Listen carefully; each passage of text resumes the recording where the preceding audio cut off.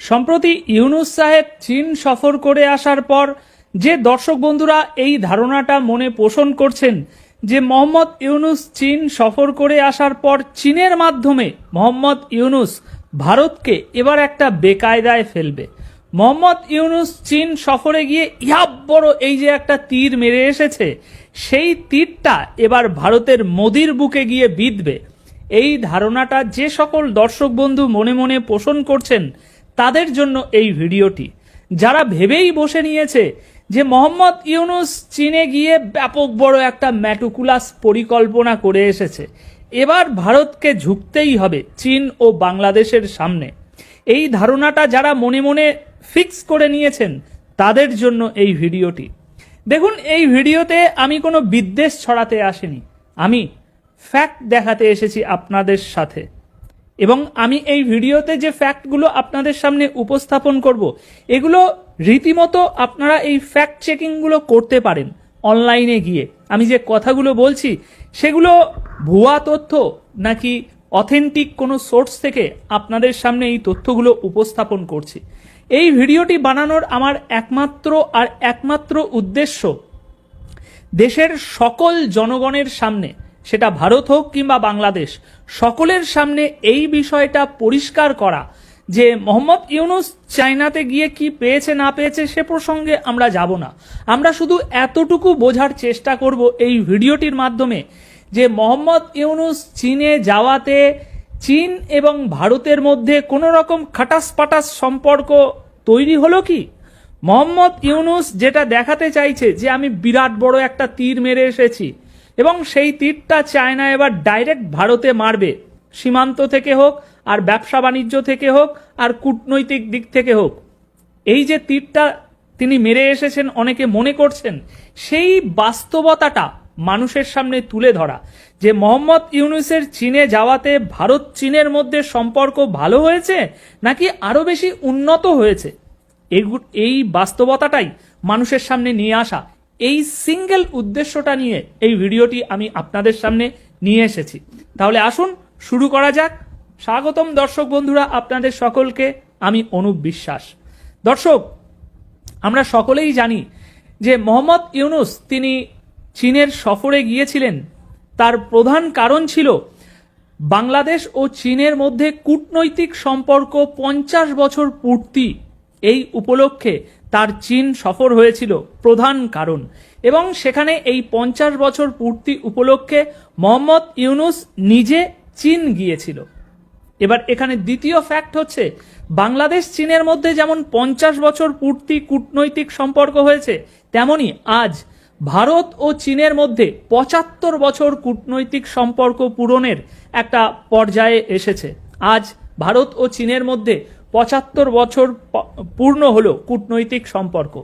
এখন এই অনুষ্ঠানে বা এই আনুষ্ঠানিক বিষয়ে ভারতের পক্ষ থেকে কিন্তু কোনো রকম দূত চীনে যায়নি, কিংবা ভারতের পক্ষ থেকে কিন্তু কোনো রকম বার্তা চীনকে দেওয়া হয়নি। উপরন্তু চীন থেকে বার্তা এসেছে, শুভেচ্ছা বার্তা এসেছে চিঠি মারফত ভারতে, এবং সেই চিঠিটি লিখেছে খোদ শি জিনপিং ভারতের রাষ্ট্রপতিকে। মানে চীনের রাষ্ট্রপতি টু ভারতের রাষ্ট্রপতি চিঠি আদান প্রদান করা হয়েছে এবং চিঠিটি লিখেছে চীনের রাষ্ট্রপতি। এছাড়াও ভারতের প্রধানমন্ত্রী ও চীনের প্রধানমন্ত্রীর মধ্যে তথ্য আদান প্রদান করা হয়েছে, শুভেচ্ছা আদান প্রদান করা হয়েছে এই 75 বছর কূটনৈতিক সম্পর্ক পূর্তি উপলক্ষে।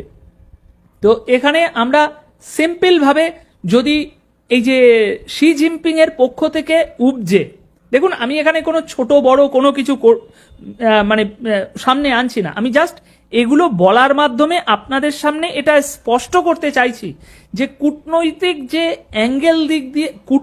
অ্যাঙ্গেল দিয়ে যদি আমরা বিষয়গুলো দেখতে চাই, তাহলে আমাদেরকে প্রত্যেকটা বিষয় এরকমভাবেই প্যারামিটারে কিন্তু মাপতে হবে যে তিনি গিয়েছিলেন না ইনি গিয়েছিলেন, তিনি কি পাঠিয়েছেন না ইনি অন্য কিছু বলেছেন, এরকম প্রত্যেকটা বিষয় আমাদেরকে মাপতে হবে।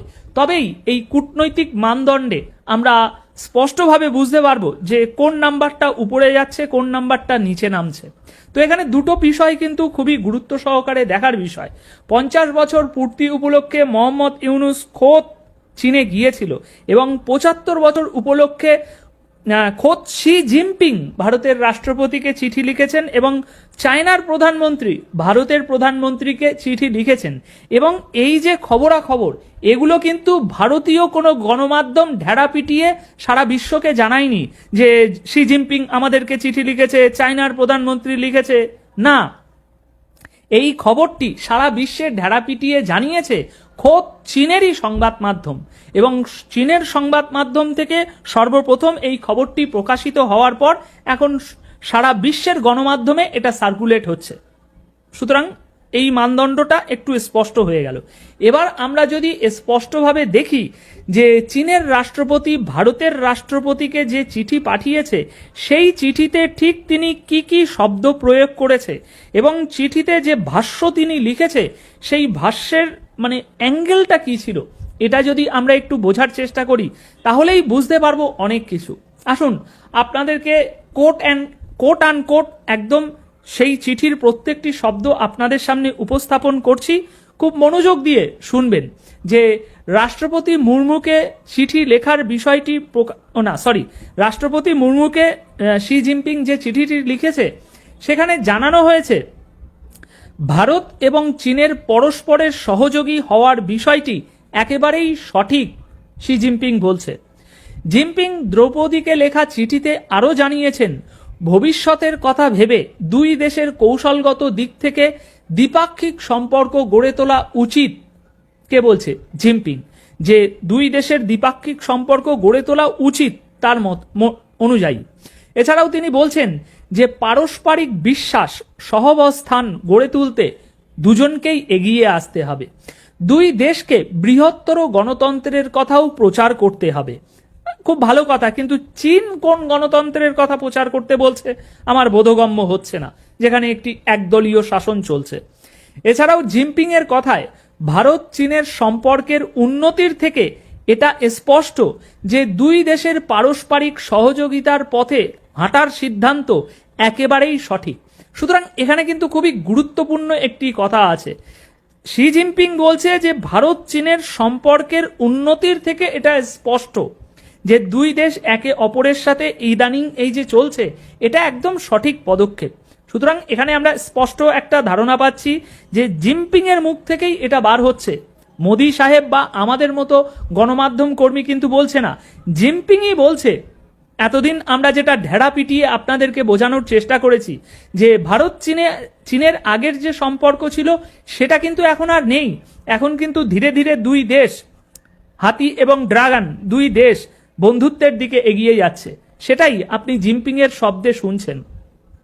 এছাড়াও তিনি বলছে দুই দেশ এবং তাদের নাগরিকদের জন্য ড্রাগন এবং হাতির এক ছন্দে নাচা প্রয়োজন। জিনপিং চিঠি দিয়ে আরও জানিয়েছেন ভারতের রাষ্ট্রপতিকে যে দুই দেশের কূটনৈতিক সম্পর্কের 75 বছর পূর্তিতে ভারতের রাষ্ট্রপতির সঙ্গে কাজ করতে তিনি খুবই আগ্রহী। বিভিন্ন বিষয়ে দুই দেশের আদান প্রদান আরও বৃদ্ধি করার বিষয়েও তিনি উৎসুক। সুতরাং এখানে আরেকটা পয়েন্ট কিন্তু বুঝুন, আমি কিন্তু ক্রিটিসাইজ করছি না, বারবার এই কথাটা বলে আপনাদেরকে স্মরণ করিয়ে দিচ্ছি ফ্যাক্ট যাতে বুঝতে পারেন আপনারা। আমাদের মোহাম্মদ ইউনুস চীনে গিয়ে শি জিনপিং এর কাছে সব থেকে বেশি জোর দিয়ে যে বিষয়টা দাবি করেছে সেটা হচ্ছে বিনিয়োগ করুন, আমাদের দেশে বিনিয়োগ করুন। এবং গতকাল থেকে ভারতে যে চর্চাটা হচ্ছে যে বিষয়টা নিয়ে, মোহাম্মদ ইউনুসের যে বক্তব্যটি নিয়ে, সেটা এই বিনিয়োগের বিষয়েই কিন্তু, যে চীন তুমি বাংলাদেশে এসে বাংলাদেশের এই যে 7 সিস্টার সহ এই যে অঞ্চল আছে এখানে আমরা সমুদ্রের রাজা, সুতরাং এখানে তোমরা বিনিয়োগ করো। সুতরাং ইউনুস বারবার জিনপিংকে বিনিয়োগের জন্য আহ্বান জানাচ্ছে, অথচ জিনপিং নিজে বলছে যে কোথায় সেই লাইনটি, বিভিন্ন বিষয়ে দুই দেশের আদান প্রদান আরো বৃদ্ধি করার বিষয়ে তিনি উৎসুক।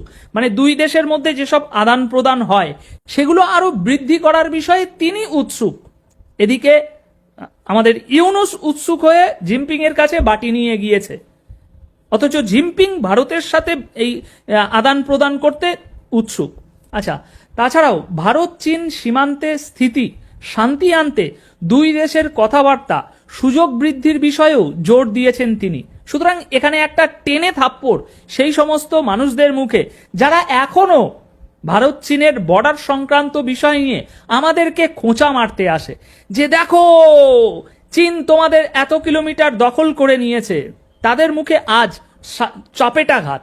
কারণ জিনপিং এর মুখ থেকে তারা কি শুনছে? তারা শুনছে যে ভারত চীন সীমান্তে স্থিতি শান্তি আনতে দুই দেশের কথাবার্তা সংযোগ বৃদ্ধির বিষয়েও জোর দিয়েছেন জিনপিং। তিনি মনে করেন সারা দুনিয়ায় শান্তি সমৃদ্ধি ফেরাতে দুই দেশের আরও বেশি সক্রিয় হওয়া উচিত। জিনপিং চিঠিতে এও জানিয়েছেন যে ভারত এবং চীন দুই দেশেই প্রাচীনকালে সভ্যতা গড়ে উঠেছিল, সেই দুই দেশই এখন দ্রুত উন্নতির পথে হাঁটছে। এই পয়েন্টটাও কিন্তু অত্যন্ত গুরুত্বপূর্ণ, কারণ শি জিনপিং বিশ্বের একজন অত্যন্ত ক্ষমতাশালী রাষ্ট্রপতি। সেই রাষ্ট্রপতি যখন তার পার্শ্ববর্তী দেশের সাথে প্রাচীনকালের সভ্যতার কথা বলে, এখানে কিন্তু গভীর একটা তাৎপর্যের বিষয় আছে। কোন অ্যাঙ্গেলে এই কথাটা বলা হচ্ছে আমি বেশি বিশ্লেষণে যাচ্ছি না, আপনাদের সময়ের মূল্য আছে, সুতরাং বুঝে নিন। তো এই হচ্ছে চীনের রাষ্ট্রপতির তরফ থেকে ভারতের রাষ্ট্রপতিকে পাঠানো চিঠিতে এই সমস্ত ভাষ্যগুলো ছিল। এখন ভারতের রাষ্ট্রপতির তরফ থেকেও সংক্ষেপে এর একটা রিপ্লাই দেওয়া হয়েছে। ভারতের রাষ্ট্রপতি মুর্মুও দুই দেশের বন্ধুত্বপূর্ণ সম্পর্কের উপরে জোর দিয়েছেন। তার প্রস্তাব দুই দেশের সম্পর্কের যে উন্নতি হয়েছে তা প্রচার করা হোক। মানে আমাদের মধ্যে যে সংশয়টা আছে, এই যেমন আমাদের পার্শ্ববর্তী ওই বাঁহাতে পাকিস্তান নামক একটা জাহিল দেশ আছে এবং তাদের উত্তরসূরি কিছু এই বাংলাদেশে আছে, তারা যে একটা বিভ্রান্তি ছড়ায় যে ভারত চীনের মধ্যে একটা শত্রুতা আছে এখনো, সেই শত্রুতার আমরা ফায়দা তুলব। সেই বিষয়ে আমাদের রাষ্ট্রপতি বলছে যে আমাদের যে বন্ধুত্বপূর্ণ সম্পর্কটা তৈরি হয়েছে সেটা সারা বিশ্বে এখন প্রচার করা হোক। আর সেক্ষেত্রে দুই দেশের কূটনৈতিক সম্পর্কের এই ৭৫ বছর পূর্তির আবহাওয়াকে একটি সুযোগ বলে ধরে নেওয়া হোক। মানে ৭৫ বছর কূটনৈতিক সম্পর্ক যে এত সুন্দরভাবে আমরা সেলিব্রেট করছি, এটাকেই প্রচার করার একটা বিষয় হিসাবে আমাদের সম্পর্ক প্রচার করার কথা ভারতের রাষ্ট্রপতি বলছে। তো এই দুই রাষ্ট্রপতির চিঠি আদান প্রদানের বিষয় মিটল। এছাড়াও আপনাকে যেমনটা আমি বললাম যে দুই দেশের রাষ্ট্রপতির পাশাপাশি প্রধানমন্ত্রী নরেন্দ্র মোদী এবং চীনের প্রধানমন্ত্রী লি কিয়াংও পরস্পরকে এই আবহে অভিনন্দন জানিয়েছে। দুই দেশের দ্বিপাক্ষিক সম্পর্ক আরো মজবুত করার কথা বলেছে দুই প্রধানমন্ত্রী। সুতরাং এই হলো চিঠির কথাবার্তা শেষ হলো। এবার যদি আমরা আরেকটু পিছনে দেখি, এর আগে চীনের বিদেশমন্ত্রী ওয়াং তিনি আমেরিকার সঙ্গে এই শুল্ক যুদ্ধের যে শুরু হয়েছে এর আগে ক্ষমতার রাজনীতির বিরুদ্ধে ভারত এবং চীনকে একজোট হয়ে কাজ করতে হবে। ভারত এবং চীনের শক্তির কথা বলতে গিয়ে হাতি এবং ড্রাগনের উপমা ব্যবহার করেছিল চীনের বিদেশমন্ত্রী। সুতরাং এই আবহে ভারতকে চীনের এই বার্তা কিন্তু অত্যন্ত তাৎপর্যপূর্ণ বলেই মনে করা হচ্ছে রাজনৈতিক মহল থেকে। কারণ চীনের বিদেশমন্ত্রী যে আপনার উপমাটা ব্যবহার করেছিল, সেই একই উপমা এখন চীনের রাষ্ট্রপতিও ব্যবহার করছে। আর এর